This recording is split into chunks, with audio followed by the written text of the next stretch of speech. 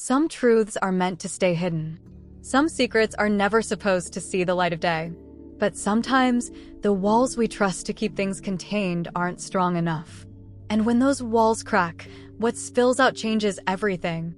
I never meant to know. It started like any other evening. The house was quiet, my mother was out of town for a few days, and I had spent most of my night curled up in bed, lost in a book that I wasn't really paying attention to. Something about the silence in the house felt different that night. Heavier.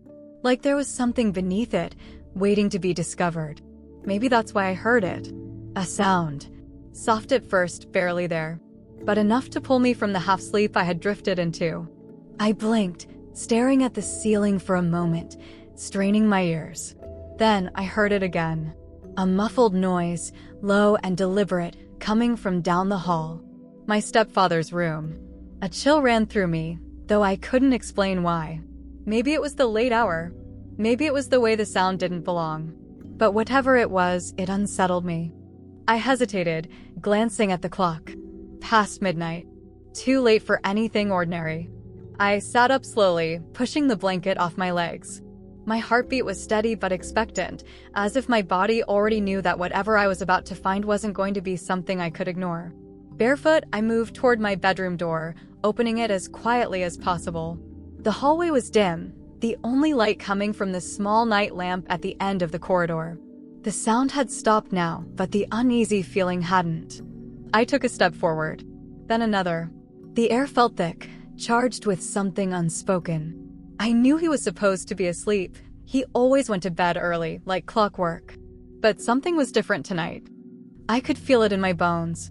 The door to his room was closed, but not all the way. A sliver of darkness peeked through the narrow gap, an invitation I wasn't sure I should accept. I should have turned around. I should have gone back to bed and pretended I never heard anything at all. But I didn't. Instead, I moved closer, my breath shallow, my pulse quickening. With careful fingers, I pushed the door open just an inch more. And what I saw inside made my breath hitch. My stepfather wasn't asleep. He was sitting on the edge of his bed, his head in his hands, his posture tense. The soft glow of a lamp cast long shadows against the walls, stretching his frame in distorted shapes. He looked troubled, lost in thought. I had never seen him like this before. For a moment, I considered turning back, letting him have whatever private moment he needed. But then, he let out a slow, shaky breath, muttering something under his breath. A name. And it wasn't my mother's. My stomach twisted. The way he said it, low, almost reverent, sent a strange, unfamiliar chill through me. I shouldn't be here. I shouldn't have seen this. But it was too late. And in that moment, I knew. Nothing would ever be the same again. I knew I should have turned around. I should have backed away, pretended I hadn't seen anything, that I hadn't heard him whisper that name. But my feet felt rooted to the floor, my heart pounding so loudly I was sure he could hear it through the walls. The weight of the moment pressed down on me. My stepfather sat on the edge of his bed, his head in his hands, shoulders tense as if he carried a burden too heavy to bear. The dim glow of the lamp cast long shadows across his face, deepening the exhaustion etched into his features. I had never seen him like this, so vulnerable, so lost. I should have left.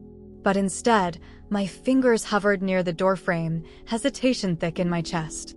Then, he shifted slightly, his body stiffening, as if sensing something.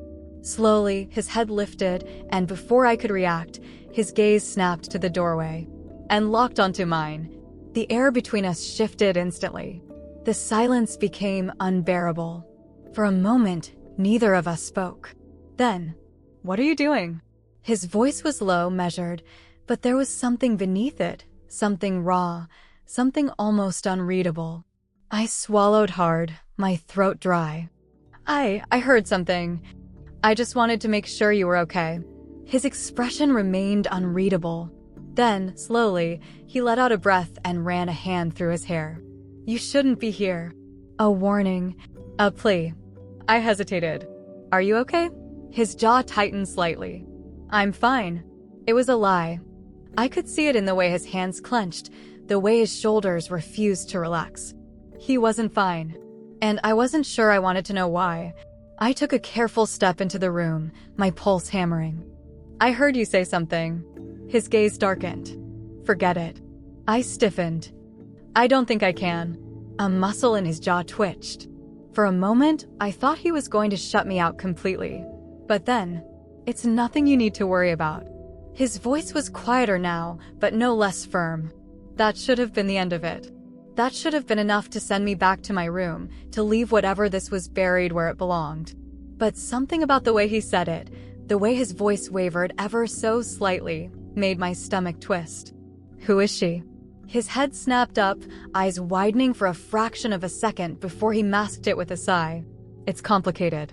I swallowed hard. Try me. A long silence stretched between us. Then, finally, he spoke. She's someone from my past. Something in my chest tightened. I had never heard him talk about anyone before my mother.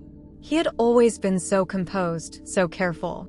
But now there was something else in his expression. Something deeper. I sat down hesitantly on the chair across from him.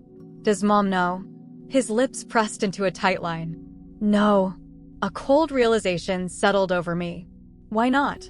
He let out a quiet, humorless laugh. Because some things are better left in the past. I wanted to believe that. I wanted to take his words at face value and walk away. But something inside me told me that this was far from over. I exhaled, leaning back slightly. You don't have to keep it to yourself, you know. His eyes met mine, searching, uncertain. Some things aren't meant to be shared. A part of me understood. Some things fester in the dark because they're too painful to face in the light. But even so, the way he said her name, the way he looked at me now, I knew deep down that this wasn't the last time we would have this conversation. That whatever secrets he kept locked behind that door, they wouldn't stay hidden forever. And when they finally surfaced, I wasn't sure either of us would be ready for them.